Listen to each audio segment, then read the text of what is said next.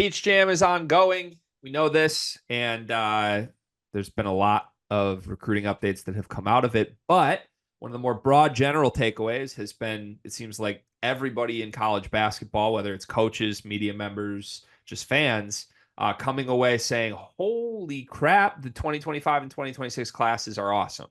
There's a lot of belief in the upper level talent of all of the players in those classes.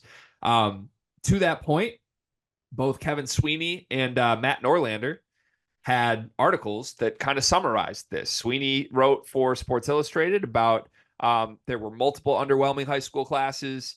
2025 is turning heads with Dybantsa, with Boozer, with Peterson, Tyran Stokes in 2026, but he may reclassify.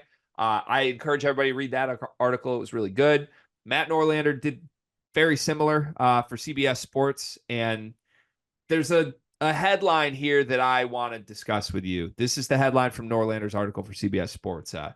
Cooper Flagg might be great at Duke, but AJ Dybantsa and other stars from the 2025 and 26 classes could be better. All caps. Do you buy that? Could be better than Cooper Flagg. Do you buy that? I mean, before I dive deep into it, no, I don't. I don't because one, Cooper Flagg by himself would be enough to hold this down. Also, Cooper Flagg was number one until he decided to leave this class. Like, all these guys were second fiddle until Cooper Flagg decided, I'm too good for this. I'm gonna move up a class.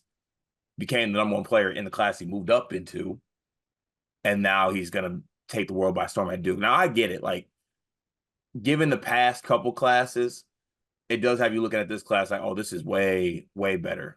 Like, excluding the Cooper class, in my opinion, though. Like, you can talk about the classes before that, but not the Cooper Flagg class, because I think guys like Edgecombe are incredible. I think, obviously, Cooper Flagg is Cooper Flagg. Him himself is really holding it down and carrying more weight than I think these guys are giving it credit for. So I would have to say no. I disagree.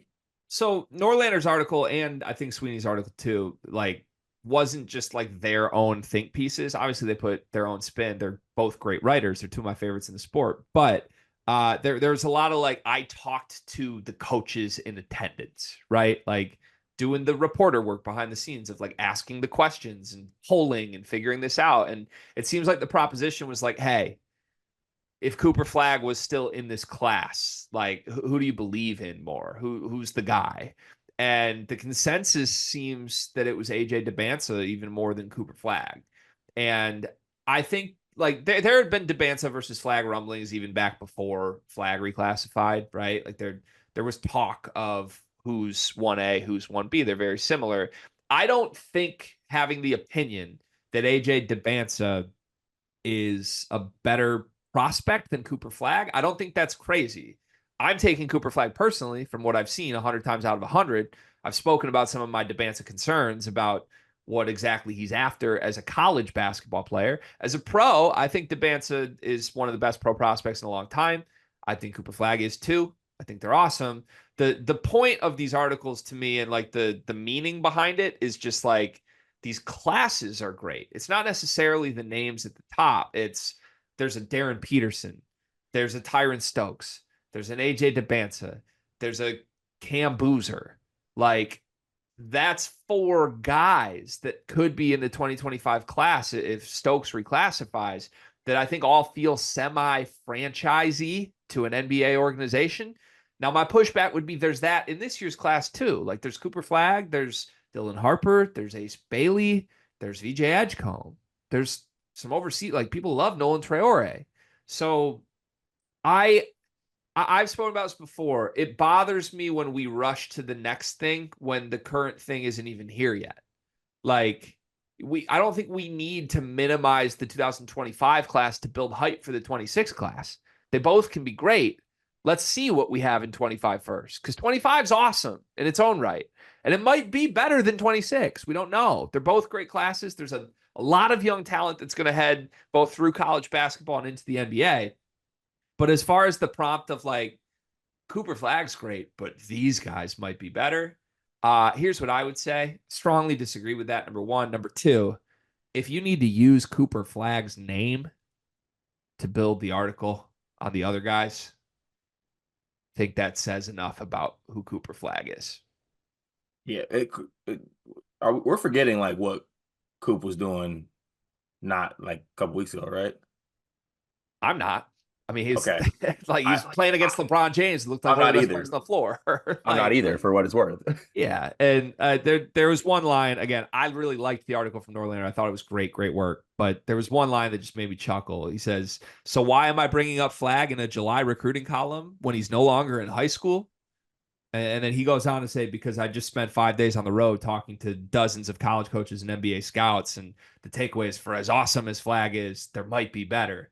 No, my answer to why are you bringing up Flagg is because you need to bring up Cooper Flagg for people to care about these other guys right now. And like AJ Dybantsa is very good. People will care when it's his time. Tyran Stokes is going to be great. I think the premise of this article is right. But let's not act like they're ahead of Cooper before we even see Cooper in college and use Cooper to be the reason people pay attention to your other guys. Like, flip that. You're not doing that. Cooper doesn't need to name other names for him to be special. He's special. Maybe these other guys will get there too. We'll see. Car, you know what I love about you? That I'm handsome? You're reliable.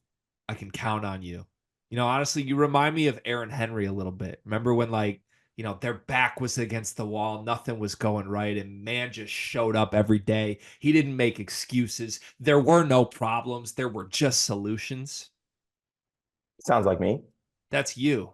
And it also reminds me of Duncan Mechanical Solutions, because if you're looking for quality furnace repair, look no further than the heating and air experts that you can trust. Comfort and quality are their standard. They're an HVAC company that serves Northeast Indiana and Southern Michigan, whether it's heating and air conditioning, plumbing, kitchen and bath remodeling, or emergency services when you need them most. Duncan Mechanical Solutions has reliable service that you can count on. Cart, remember when your basement almost exploded?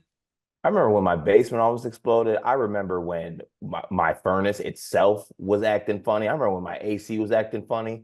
I wish I had Duncan in my back pocket. I wouldn't have to worry about it. Yeah, I mean, I've never been anywhere in northern Indiana or southern Michigan that hasn't been perfectly cool or perfectly warm, depending on when the day called for. And that's because of Duncan Mechanical Solutions.